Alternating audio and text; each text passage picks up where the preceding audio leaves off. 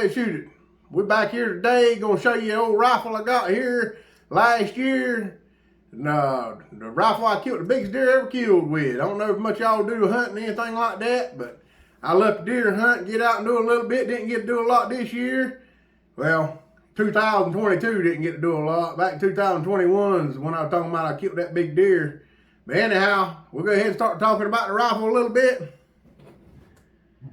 We got you the Sig Cross. You've seen it on my channel a time or two. It's actually up there in one of the pictures at the home page of my channel, whatever you want to call it.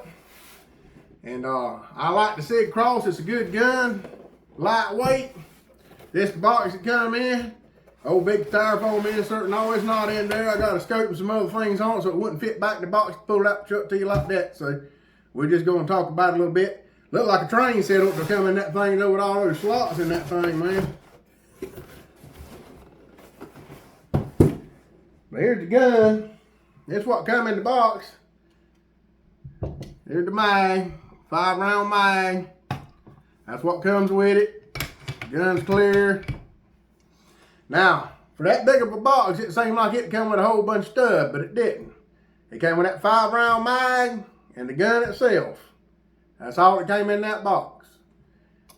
The gun itself has the folding butt stop. That way you can fold it up. It's lightweight. Do some mountain hunting or anything like that. You can backpack, you know, take it on up with you. It won't be so heavy on you when you're trying to do your climbing and your walking. It's got the M-lock rails on it where you can go there and add your Picatinny rail there. What I had to do is add me a rail there, put my bipod on it. And the scope rail, it's already on the gun. When you get it, I added this here Sig Whiskey 3 to it. 3x9 by 40. That's what I killed that old big deer with. Had it on there last year. There's a little story behind that there. We're talking about it. Where I had that the scope there on the old deer. I'll talk to you about in a minute.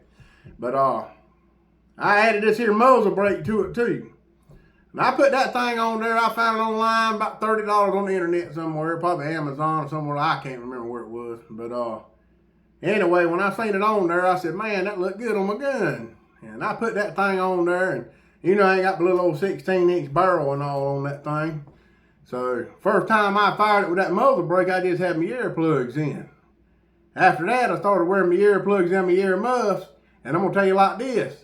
That thing, when you pull the trigger on it, even with that on there, it still ring your bell a little bit. And you can feel it hit you right there. Feel like it hits you right in your sinuses there, man. Hey, it got some darn percussion that comes off that thing. But this gun here, you can get it in the 308. That's what this is, 7.62 by 5.1, 308. You can get it in the 277 Sig Fury, or you can get it in the 6.5 Creedmoor. Which now I hadn't seen the 277 Sig Fury in the store. The 6.5 and the 308, that's all you ever see. Well, that's all I've seen anyway. I'd love to get a hold of a 277 Sig Fury. They say that it's a specialty round. You get more velocity out of a 16-inch barrel with that round just as much as you can out of a 20-inch barrel with any other round. And I'd love to have one, love to fire it and try it out. But anyway, it also has the adjustment there for your butt stock. You can adjust it in and out, your cheek rest up and down, such as that. And adjust it to your specifications. And it has a lug here where you can put your sling on it. It's got a quick connect hookup. I've got the little hookup here somewhere in my sling there in the safe. But first time I fired this gun, I'm heavy-handed. I got a bad habit of whenever I tighten stuff up, I usually break it. So this first gun I had this old fancy stock on it. And when I tightened this thing up right here, I just snugged it just a little bit. Didn't get too ugly with it. There for your butt pad there. And man, when I fired that thing, it wasn't quite tight enough. And that thing come back and that scope bumped me right there in the head. And I said, that's the first time that's ever happened to me. That's the first time I ever had that stock. Like I said, boy, I want to throw that thing in the trash can. I tell you what, it was a time right there. But anyway, we got over it. I tightened it up tighter, and I like this gun. I think I'll hold on to it for a little while. But like I said though, I took it out, killed the biggest deer I ever killed last year. It was in November, I think it was the 15th. And I got off work a little early, about 4:30. Got out to the stand there, probably about quarter till, 20 till, something like that. I was right there in town. And when I got to the stand, got a phone call from the boss. He said, hey, call over here to your other foreman here and talk to him. I was up in the stand, a few minutes. I got there and there was a deer on the pile. Well, not really a pile, but there was a deer out there in the edge of the woods. And he was easing around out there when I got in the stand. He wasn't nothing worth shooting at. So he eased off, and that's when I got the phone call. And the boss called. He said, call you a foreman over here. And I called him, talked to him a few minutes, then got off the phone him, and I had to message another fellow I was going to be riding with.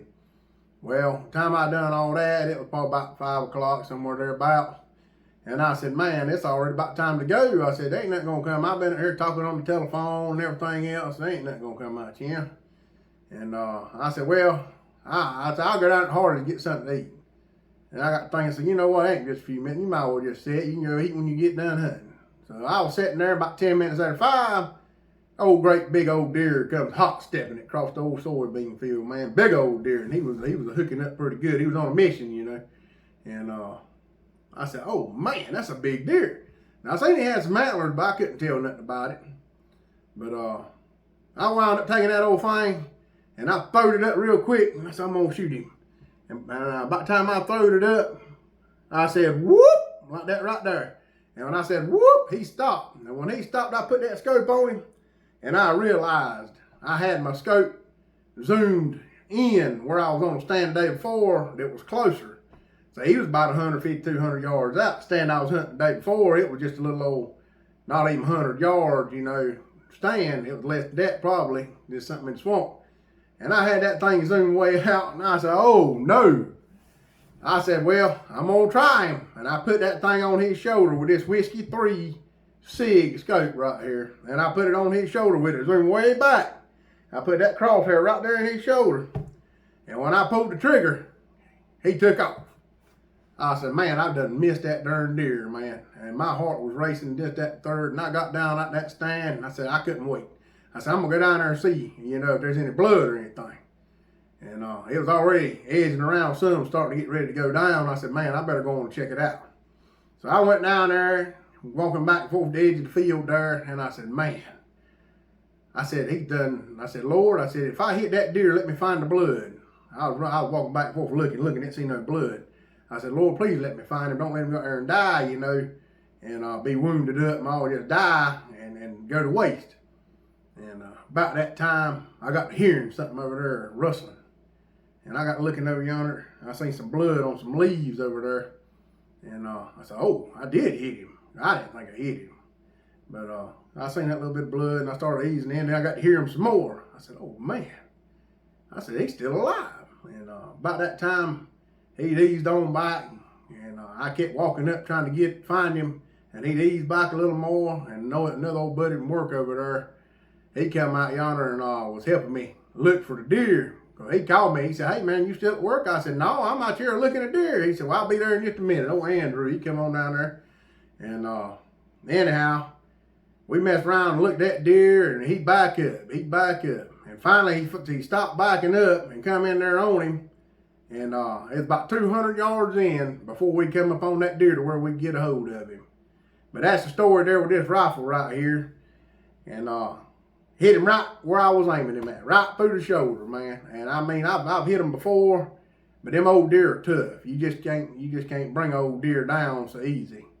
But anyhow, I hit him right where I was aiming at, got the deer, got him in. Me and old Andrew, and it dark by the time we got him drug out, started dragging him out, and we had to find a path there. And I'd say he went up, and he said, man, I'll look. And he looked and see if he could find us a way out. And he dragged him a while, and I dragged him a while, and finally we find our way back out to the field over there, through the bars and everything else. And I got an old picture with the deer out in the field there with this rifle. But it's a good gun, though. I like it. I'm going to do some more hunting with it here eventually, I hope. I didn't get to do a lot, like I said, this year. Been over there working one thing and another and doing my YouTube, different things like that, Christmas and stuff and family, church and all that. And, you know, we just didn't get to do a lot of hunting this year. Done a little bit. Lost my spot. A fella come over there and he, you know, he was family with him and all. And he decided he wanted to hunt it. So I wound up losing my spot over there. But it's all right. Lord will, next year I'll get out there and get back at it again. But anyway, that's enough on that. The gun here's got the safety on this side. It's an AR platform, AR-10 platform, but it's a bolt action. As you can see, it's the bolt action. It's not the semi-auto. It's got the ambidextrous. Look at her. Safety on that thing. And man, the trigger on this thing is a sweet trigger. It's been so long since I studied on it, I can't remember how much it said it was, but you can adjust it. You can go in here and there's a little bolt right in there. You can go up through the trigger guard, a little old screw, and you can adjust your trigger to what you like. It's a flat trigger almost. Got a little curve in it. So you take that thing, man, you put it out there and you pull that trigger there, and there's barely a wall. You get that little wall, poof. I've got it adjusted there. I don't know how many pounds. I don't have one of them gauges that all these other fellas have, but it's where I want it at anyhow.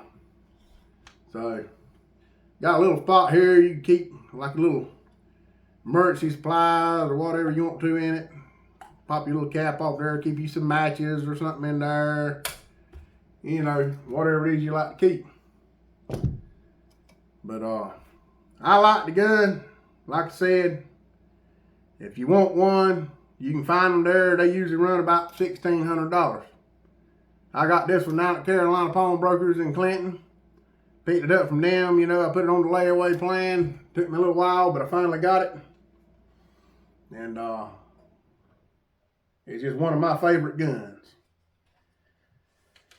If y'all like this video, go there and like, subscribe, and share it. And invite your friends. As soon as we get to 1,000 subscribers, we're going to give away this here bullet cleaning kit. A little gun cleaning kit, help you get started there. So, we sure appreciate all our subscribers. We appreciate all you do. I need some sponsors. If I can get some sponsors, you know, I'd sure appreciate that. Maybe some GoPro cameras or something like that. Hats. I know we got K&B Creations. They made us this shirt here.